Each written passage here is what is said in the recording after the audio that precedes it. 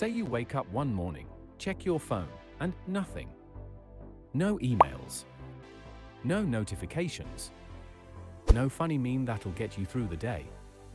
Just silence. You try your laptop, still nothing. Wi-Fi? Dead. Mobile data? Also dead. It's not just you. The entire like it never existed. Suddenly, we're all in a world that feels like it got yanked out of the 90s, minus the grunge music and questionable haircuts. Only now, we don't even have dial-up. So, what if the internet vanished overnight? Would the world as we know it come crashing down? Would society crumble into chaos, or would we learn to adapt? Let's start with what happens in the first few hours. No internet means no instant communication. Texts might still go through, if you're lucky, but anything requiring an internet connection, like WhatsApp, Instagram, or those annoying email threads your boss loves, is toast. The same goes for online news.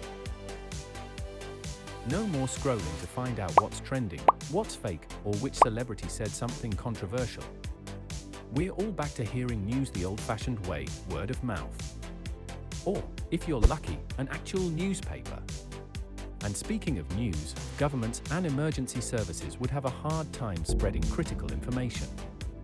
Social media, for all its flaws, is a primary way they communicate during disasters. No internet means no tweets about evacuation zones, no emergency texts, and no viral videos of people stockpiling toilet paper. It's a communications blackout, and that's just the beginning. Within hours, transportation takes a hit. Planes start grounding. Not because the pilots forget how to fly, but because aviation relies heavily on internet-based systems for navigation, scheduling, and communication. Airports become chaotic, with passengers stranded and no easy way to rebook flights. That dream vacation to Paris? Not happening.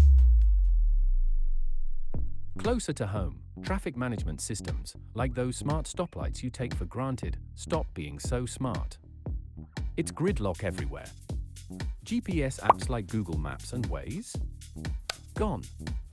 So if you were planning to take a shortcut through that unfamiliar neighborhood, good luck finding your way out. Welcome to the era of printed maps and asking strangers for directions, awkwardly. And then there's money.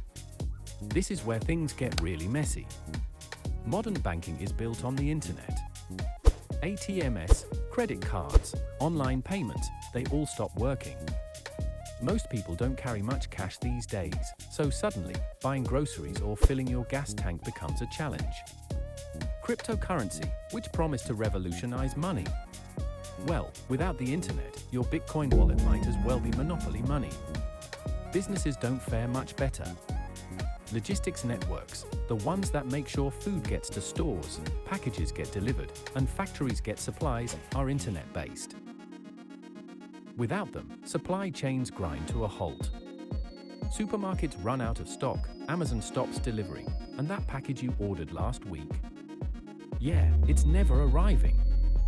But wait, there's more. The internet is also essential for electricity grids. Power plants and grid operators use internet-connected systems to monitor and distribute energy. Without it, they'd have to switch to manual controls, which is slower, less efficient, and prone to mistakes.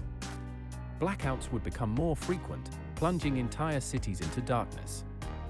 Hospitals and healthcare are hit hard too. Patient records, medical devices, and even some surgeries rely on internet-connected technology. Telemedicine? Gone. And for those who depend on prescription delivery services, it's back to waiting in long pharmacy lines, if the pharmacy can even process your order without the internet. Now, let's talk about the less obvious but equally unsettling consequences. Education, for example, would suffer a major blow. With no internet, online classes vanish. Schools and universities scramble to find alternatives, dusting off those overhead projectors and paper worksheets from the 90s. Students who rely on digital tools to learn, especially in remote areas, are left stranded. And then there's entertainment. Streaming? Gone. Online gaming? No. Social media? forget it. At first, this might seem like a blessing, finally, a break from the endless scroll. But the reality is, a lot of people depend on these platforms for connection, for creative outlets, or even for their jobs. Influencers? Out of work? Gamers? Stuck playing offline campaigns? It's a cultural shift that leaves us scrambling to figure out how to pass the time. In the days and weeks that follow, the real cracks start to show. Stock markets, which rely on internet-based trading, freeze. Governments and businesses struggle to maintain order. Small businesses that depend on online transactions or marketing collapse. Millions lose jobs, and the global economy takes a nosedive. But amidst all this chaos, there's a silver lining. Humans are annoyingly good at adapting. In the short term, we'd turn to old-school technologies like landlines, radio, and printed newspapers. Businesses might resort to pen and paper systems. And those emergency broadcast systems you haven't thought about since the Cold War? They'd probably make a comeback. In the longer term, innovation would kick into overdrive. Scientists and engineers would work tirelessly to rebuild a global communication network. It wouldn't be the same as the internet, but we'd see new technologies like mesh networks, satellite-based systems, or even localized digital hubs. It might take years, maybe even decades, but eventually, we'd have something resembling the internet again. And here's the big question: would a world without the internet be entirely bad? Sure, we'd lose a lot. But maybe we'd gain something too.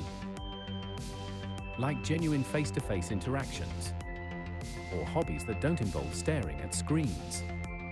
Maybe we'd rediscover the joy of reading physical books, writing letters, or just sitting quietly without the constant buzz of notifications. But let's not romanticize it too much.